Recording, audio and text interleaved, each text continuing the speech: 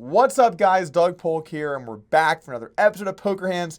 And we've got a tasty high-stakes poker treat for you today between Gus Hansen and Daniel Negreanu.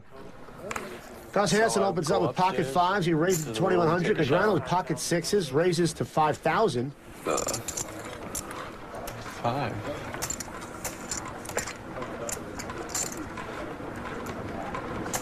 Action folds around to Esfandiari with his ace-queen. Out of position against Gus and Daniel Negreanu. That's exactly what Antonio is thinking about. He's out of position against Gus and Daniel, and he's throwing away ace-queen. Not going to put in 4,400 more. And Hansen calls at 2,900. Yeah, probably not. Our hand begins with Gus Hansen opening it up under the gun with pocket fives, and Daniel Negreanu decided to come in for the 3-bet under the gun +1 with pocket sixes. A little bit of a weird move. Now, I don't mind the re-raise. You knock out a lot of players behind you, but the problem with pocket sixes, if you get 4-bet, you're in a tough spot, and generally speaking, with your middling-ish pocket pairs like this, you want to try and take a flop and maybe flop a set. But anyway, he elects to 3-bet to $5,000 at $300, $600 blinds, and then the action folds to Antonio Esfandiari in the big blind. At this point, he has ace-queen off and seems a little bit disturbed about the action. I will admit you have an under-the-gun open and under-the-gun +1 3-bet. It's a bit of a tough spot. But I wouldn't mind seeing him come in for a bluff 4-bet here because Daniel's 3-bet is a little on the small side. Ace-queen also makes a nice 4-bet bluff because your hand, if you get 5-bet, you can let it go, and you have a blocker to strong hands with an ace and relatively strong hands with a queen. So your hand has good removal against your opponents, and that way you can mix up your play, and if you have a hand like aces, kings, or queens, you can also come in for the 4-bet.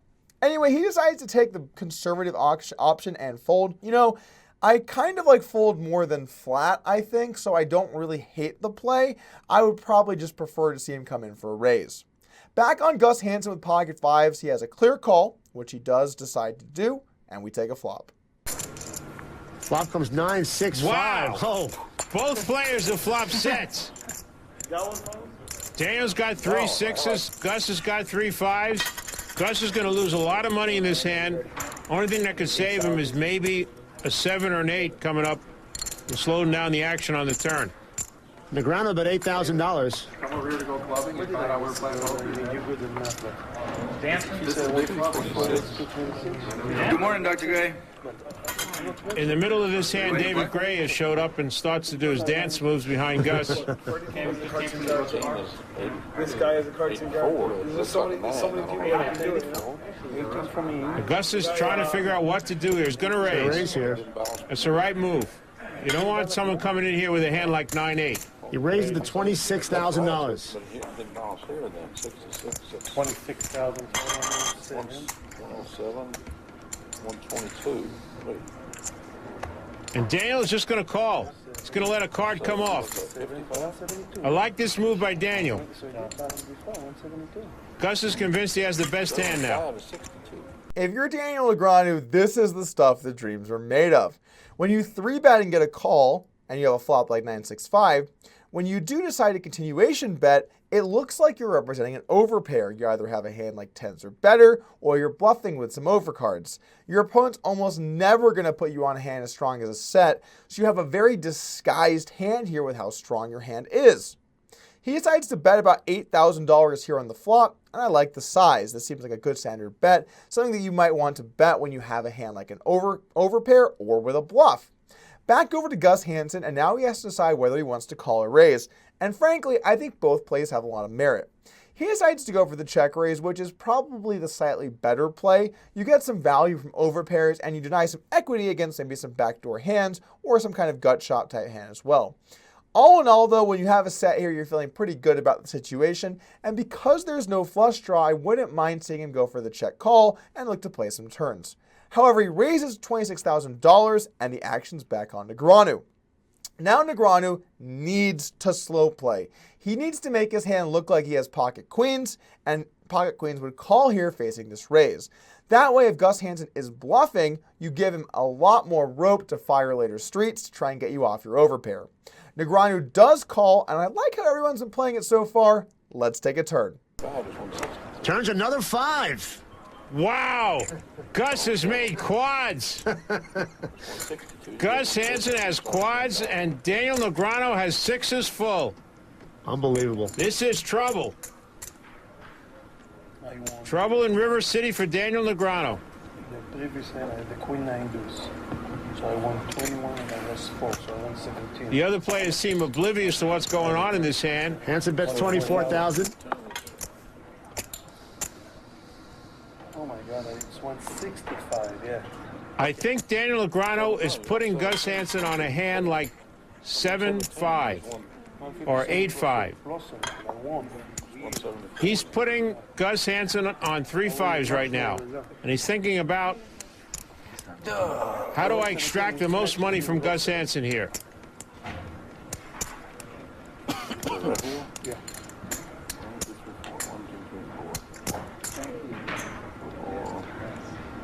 Gus is trying to appear as calm as he can with quads. 98, 99.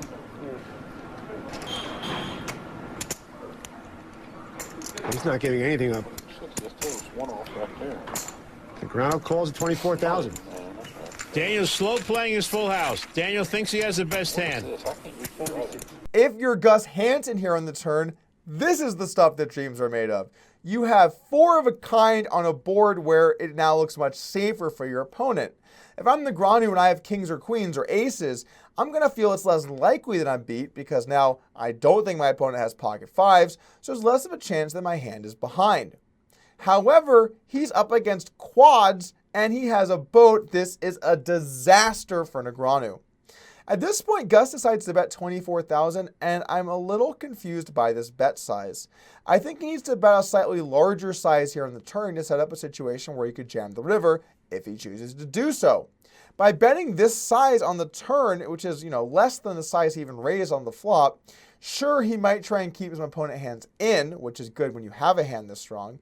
He also doesn't allow himself an opportunity to try and win all of his opponent's chips, unless his opponent has a really, really strong hand that could bet call the river.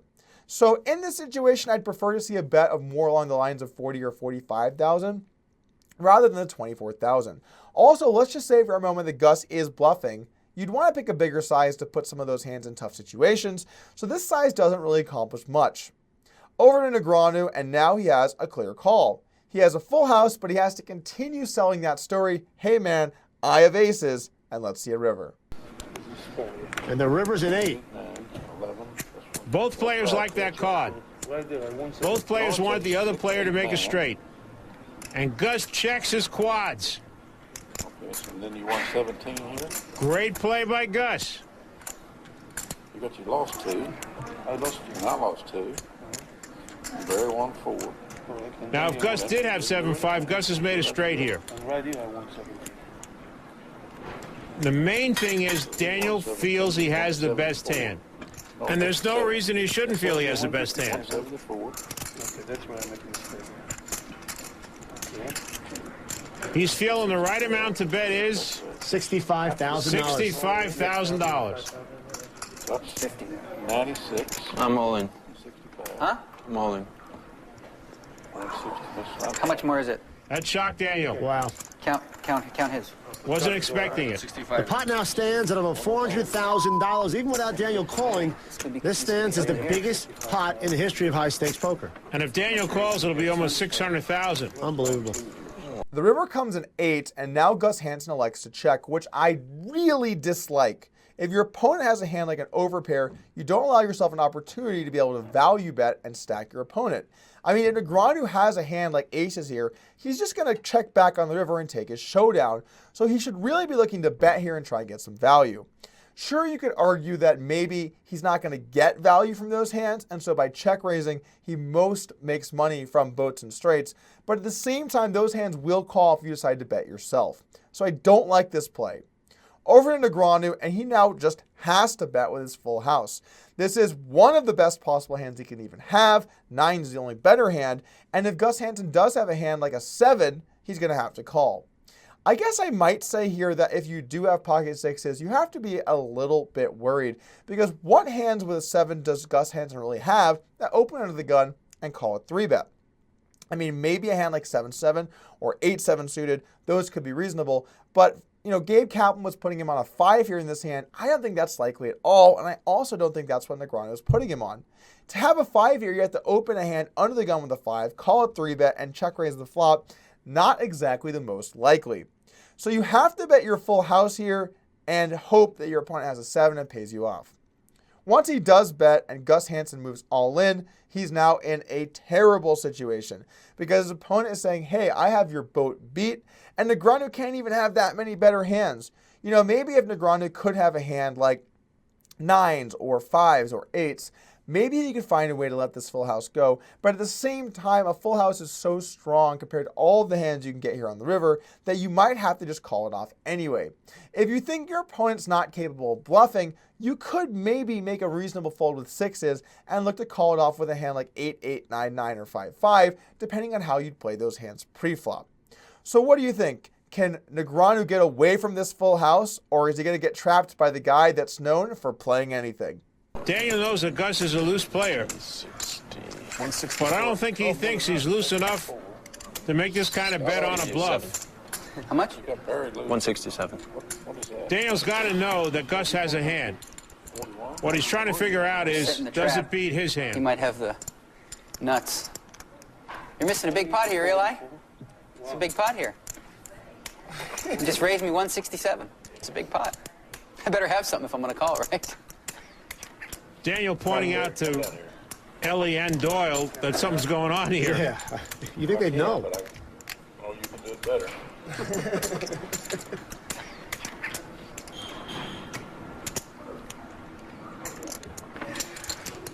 Not a lot of us did. Buddy, this is if I lose this pot, it's a cooler, so can't feel too bad. If I lose this pot, it's a pretty bad cooler. Pocket 5s, pocket 9s, maybe pocket 8s. Ooh, that'd be sick too. That would be sick. Well, you're right, Daniel. It's one of the above. Yeah. What else would Gus Hansen be raising you 167, $165,000 with? And Daniel decides to call. Oh, so sick. Shows in the 5s. So sick. You had one out. I believe you. I wasn't too happy on the flop, but once the turn came up.